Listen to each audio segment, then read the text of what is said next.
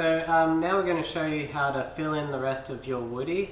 So the most important thing is to consider what holds you need to do that. So the general rule is that having a good range or diversity of different types of grips and having them in different orientations will lead you to having a better climbing experience on your woody. So the first thing we're going to do is pass over to Sam, and he's just going to show you all the different grips that we think you should have on your woody if you can, and why each one of them is important to have on your home woody.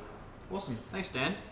So what I like to do before I start filling in our holds is sort our holds into groups, because then you can really spread them around in the right spot. So first one, mainly the staple of your woody, is your crimps. These guys are really good. You just got to crimp really hard. If you're stronger, they're good. If you're weaker, they're worse. They're like your main thing with the woody. Next, pinches, really important. They're really good at practicing like squeezing. Very, very different hold grip to the crimp. Next, we got Slokas. These ones are a bit tricky. They get really hard really quickly as your wall gets steeper. So what is like really good on 10 degrees overhanging becomes absolutely atrocious on 30 degrees really quickly, much more than crimps and pinches. Next, we have the jugs. These guys are really good. You can put these in almost any orientation, so like undercling, side pull, above, much more than you can with the slopers, the pinches, or the crimps. So really good to have a lot of these, great for endurance. I like to put them at the top of the wall and the bottom of the wall for ending and starts mostly. Last one we have is our feet. So these ones are our small, ungrabbable ones. Normally like to chuck them down the bottom of the wall because that's where most of your feet are going to be, spreading a couple up a little higher. These ones are good. Keeping them a bit slopier means you have to keep a huge amount of tension through your feet. So it's good to have ones like this and then ones that are slightly more positive as well. So you can switch out bad holds, good feet, and good hands, bad feet. Took my brain a little bit to get around. Cool. And that's our hold types. Awesome. So the main thing is to have a little bit of everything, sort them into your piles so you can distribute them onto the wall, but really focus on spending your first dollars on crimps and jugs and sending those things you don't want to hold down to the bottom of the wall as footers. So a couple of woody specific things that I thought we'd mention that can help you out is that if you're any good at being a tradie, you could knock yourself together a volume and put a volume on your woody. So the advantage of having a volume might be that you've just acquired a huge amount of footers or crimps and you don't have enough jugs on your wall for you to make nice easy problems or your circuits. So you could take your volumes and add your crimps to them, and hence just making your crimps feel a lot easier than when they're on that pure woody angle, whatever you've built, probably 20, 30, 40 degrees. That makes sense? So you can use your volumes to make your crimps and your footers a little bit easier if you need to. So the second thing that I think is worth mentioning is to also incorporate a bit of wood into your home climbing wall or woody. Wooden holds are really, really great for training because they're less sharp than your general polyurethane or polyester holds that you're going to buy. And because you're going to be doing a lot of repetitive movement on these holds, wood is just a bit softer. It can be really nice to train on, hence why a lot of hangboards are also made out of wood. So don't forget about buying some wooden holds or even making some yourself. Cool. And then the third thing is a little bit of a personal preference, but it's your woody and you can do what you like. But Sam and I believe in not having overly large holds on your woody. So stuff like this, oh my goodness. It's an amazing hold. It's mainly been designed and brought to you by Flat Hold for the purposes of making, really, really nice boulder problems, really nice routes in the gym or competitions. It wasn't really designed for a home training wall. What ends up happening is that you basically have to navigate all of your boulder problems either using it or around it physically as well. can become quite annoying. And this bad boy here is worth more than all of the holds, the rest of the holds in front of us here. So you can blow your budget pretty easily. So the best thing to do is to avoid those really tempting, good looking, larger holds and just start off by buying the staples. So a bit of wood, a few other crimps that you can screw on into place, some feet, some jugs, and then from there build up with some other things that you might like. But like I said, it's your woody, so if you want to go out and just fill it with the world's best holds, go for it. So from here what we're going to do is we're going to show you how to fill in the wall, and then we'll take a look at it together.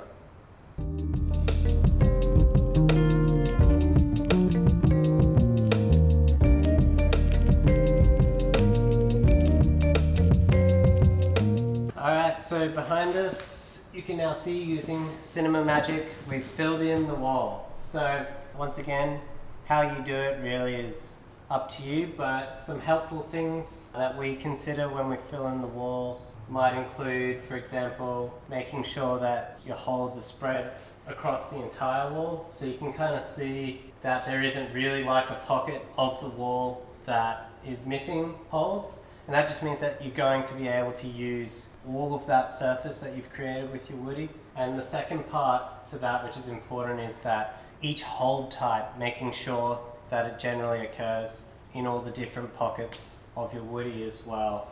As you can see, probably the easiest one to tell is by looking at the jugs. So we've got some jugs down low, a few in the middle, and a lot in the top, so that you can end on an easy hold if you need to anywhere. Another thing to really keep in mind is bolt-ons before your screw-ons.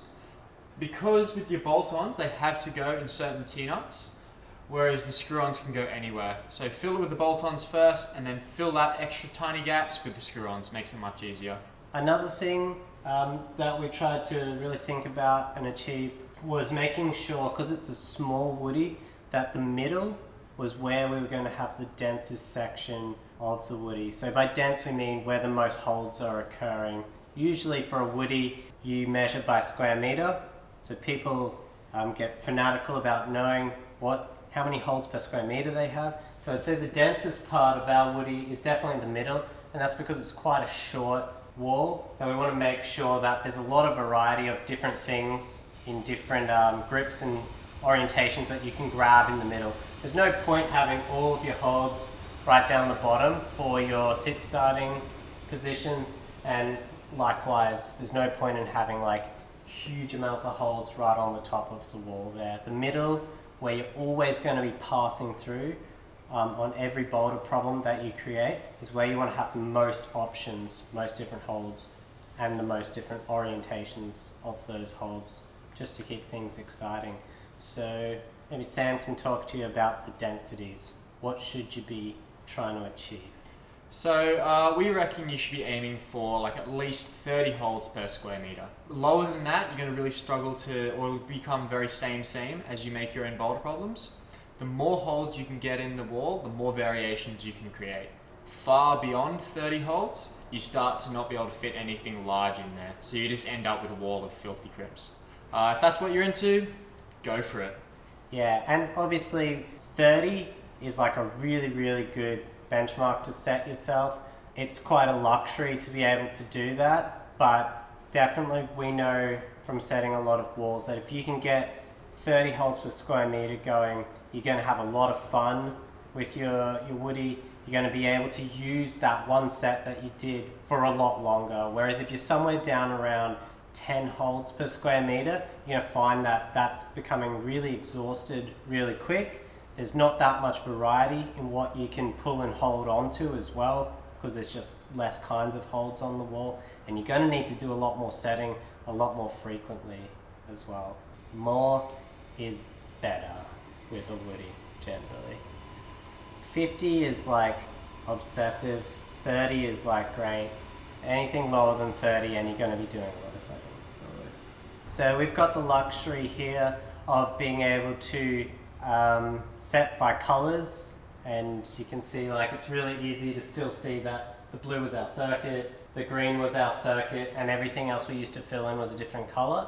If you don't have that luxury, that's okay. All you need to do if you want to mark out a circuit is just take the holds you want for making it and use some colored tags or some tape to tape it up. So just a different system basically. But yeah, if you can afford it, doing it this way is definitely a lot more fun, a lot clearer, easier as well. So in hindsight, probably with this woody, if we were to set it again, already looking at it, we'd probably try to incorporate a few more slopers. We had a few left over, but in the end they didn't fit. So we'd probably try to fit a few more slopers in.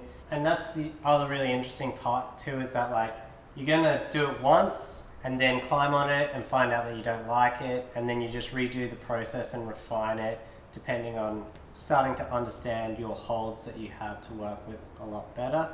One really important thing to consider is the steeper you're making your wall, the more good in-cut edges, crimps, and jugs you're going to need.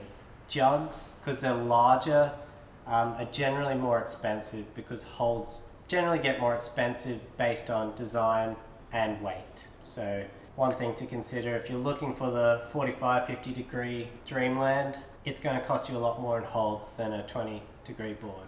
What about making holds, Sam? Have you ever made any holds before? Yeah, so I've made quite a few holds. Pinches are really easy. If you just get some 2x4, chop it up, screw it to the wall, got yourself a pinch. Making in-cut and slopes is a bit harder. If you have a circular saw that can tilt, works really well. If you have a planer, they are awesome. That way you can take it along the edge, take away the sharp edges, and create that in-cut. If you're looking, or if you need to buy any hardware or holds, send us a message. We can steer you in the right direction.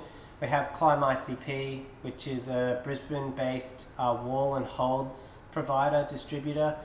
They have stock in Brisbane at the moment, so you can go to them. There's other places, Friction Addiction out of Melbourne, Unleashed Climbing out of Wollongong. We'll put up some more information for you guys for where you can find some holds, bolts, hardware, tools, etc.